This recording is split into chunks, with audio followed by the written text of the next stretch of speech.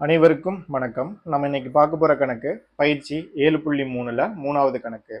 உயரம் 2.4 சென்டிமீட்டர் மற்றும் விட்டம் 1.4 சென்டிமீட்டர் கொண்ட ஒரு திண்ம உருளையில் இருந்து அதே விட்டமும் உயரமும் உள்ள ஒரு கூம்பு வெட்டி எடுக்கப்பட்டால் மீதமுள்ள திண்மத்தின் கன அளவு எவ்வளவு கன சென்டிமீட்டர் ஆகும் அப்படின்னு கேட்டிருக்காங்க. இதை கவனிங்க.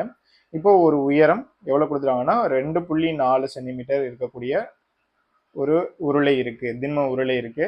அதனுடைய விட்டம் எவ்வளோ அப்படின்னு பார்த்தீங்கன்னா 1.4 சென்டிமீட்டர். இப்போ அதே விட்டமும் அதே உயரமும் அதே உயரமும் கொண்ட ஒரு கூம்பு வெட்டி எடுக்கப்பட்டால் மீதமுள்ள திண்மத்தின் கன அளவு என்ன அப்படின்னு கேட்டிருக்காங்க. தீர்வு. இப்போ நம்மளுக்கு உயரம் மற்றும் ஆரம் மாறாது. ஸோ அதனால நான் எப்படி எழுதுறேன்னா ஆர் மற்றும் ஹச் என்பன முறையே உருளை கூம்பு அதனுடைய ஆரம் மற்றும் உயரம் அப்படின்னு எடுத்துக்கிறேன். கூம்பு ஆரம் மற்றும் உயரம் என்க அப்படின்னு எழுதிடலாம். உயரம் என்க. இப்போ நம்மளுக்கு ரெண்டுக்குமே அதே இதுதான் சொல்லியாச்சு. இப்போ உருளைக்கும் சரி கூம்புக்கும் சரி ஆரமும் சரி உயரமும் சரி மாறாது. இப்போ உருளை கூம்பு. இப்போ எனக்கு உருளையினுடைய விட்டம் கொடுத்துட்டாங்க. விட்டம் எவ்வளோ அப்படின்னு பார்த்தீங்கன்னா 1.4. இப்போ எனக்கு ஆரம் வேணும் அப்படின்னு பார்த்தீங்கன்னா R equal to 1.4 divide by 2 அப்படின்னு சொல்லிடலாம். அப்போ அதை அடித்தோம்னா 7 2 14 அப்படின்னு வரும். அப்படின்னா இப்போ 0.7 சென்டிமீட்டர். இப்போ எனக்கு ஆரம் எவ்வளோ கிடைச்சிருச்சு அப்படின்னு பார்த்தீங்கன்னா 0.7. உயரம் ஹச் ஈக்குவல் டு 2.4 சென்டிமீட்டர். அப்படின்னா இப்போ கூம்புக்கு இதுதான் வந்து என்னது ஆரம் 0.7 சென்டிமீட்டர். உயரம் எவ்வளோ அப்படின்னு பார்த்தீங்கன்னா 2.4 சென்டிமீட்டர். மீதமுள்ள திண்மத்தின் கன அளவு அப்படின்னு கேட்டிருக்காங்க.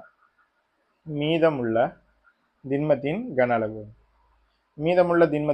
அளவு ஈக்குவல் டு என்ன வேணும் அப்படின்னு பார்த்தீங்கன்னா மீதமுள்ள திண்மத்தின் கன அளவு. இப்போ மீதமுள்ள திண்மத்தினுடைய கன அளவு கண்டுபிடிக்கணும் அப்படின்னு பார்த்தீங்கன்னா நம்மளுக்கு எதுலேருந்து வெட்டி எடுக்கிறதா சொல்லியிருக்காங்கன்னா உருளையிலிருந்து. அப்படின்னா இப்போ உருளையின் கன அளவு மைனஸ் கூம்பின் கன அளவு அப்படின்னு சொல்லிடலாம். இப்போ இந்த உருளையிலேருந்து நம்மளுக்கு கூம்பை வெட்டி எடுக்கிறதா சொல்லியிருக்காங்க. இப்போ உருளையினுடைய கன அளவு கண்டுபிடிக்கிறதுக்கான ஃபார்முலா என்னது? Pi r squared h minus கூம்பினுடைய கன அளவு கண்டுபிடிக்கிறதுக்கான formula 1/3 pi r squared h கன அலகுகள் அப்படின்னு சொல்லியிருக்காங்க. இந்த ரெண்டு டேர்ம்லையும் எது காமனாக இருக்குது அப்படின்னு பார்த்தீங்கன்னா பை ஆர் ஸ்கொயர்டு ஹெச் வெளியில் எடுத்துட்டோம் அப்படின்னு பார்த்தீங்கன்னா பேலன்ஸ் என்ன இருக்கும்? பை ஆர் ஸ்கொயர்டு ஹெச் வெளியில் எடுத்துட்டோம்னா இங்கே 1 மைனஸ் என்ன வரும் அப்படின்னு பார்த்தீங்கன்னா 1/3. இப்போ பையனுடைய மதிப்பு 22/7 இன்று ஆர் ஸ்கொயர் அப்படிங்கிறப்ப ஆரோடைய மதிப்பு என்னது 0.7 தான் ஹோல் ஸ்கொயர். இந்த உயரம் எவ்வளோ அப்படின்னு பார்த்தீங்கன்னா 2.4. இதில் நம்மளுக்கு 3 எல்சியம் எடுக்கலாம். 3 எல்சியம் எடுத்தோம்னா 3 மைனஸ் 1 டிவைட் பை 3 அப்படிங்கிறது ஆன்சர் வரும். இப்போ 22/7 இன்டு 0.7 இன்டு 0.7 அப்படிங்கிறப்ப ஆன்சர் என்ன வரும் அப்படின்னு பார்த்தீங்கன்னா 0.49 அப்படிங்கிறது ஆன்சர் வரும்.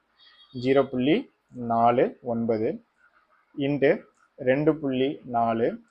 இப்போ 3ல் 1 போச்சுன்னா 2 டிவைட் பை 3 அப்படின்னு சொல்லிடலாம். இப்போ இதை அடிக்கலாம். இதை அடித்தோம் அப்படின்னு பார்த்தீங்கன்னா 0.49 7ஆல் அடிக்கிறோம். இப்போ 7ஆல் அடிக்கும்போது ஆன்சர் என்ன வரும்? 0.49 7ஆல் அடித்தோம் அப்படின்னு பார்த்தீங்கன்னா 0.07 அப்படிங்கிறது ஆன்சர் வரும். இதை அதே மாதிரி 24 அதாவது 2.4ங்கிறத 3ஆல் அடித்தோம்னா 1 3 3 8 3 24ன்னு வரும். இப்போ பாயிண்ட்டுங்கிறதுனால இப்போ 0.8 அப்படின்னு சொல்லிடலாம். வந்திருக்க பேலன்ஸ் இருக்கக்கூடிய ஆன்சர் 22 இன்டு 0.07 இன்டு 0.8 இன்ட்டு 2.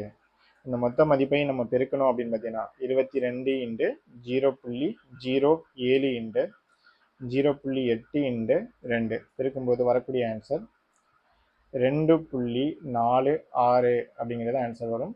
இதுதான் மீதமுள்ள திண்மத்தின் கன அளவு. அப்படின்னா இப்போ கன அளவுங்கிறதுனால இதை எப்படி எழுதிடலாம்னா சென்டிமீட்டர் கியூப்.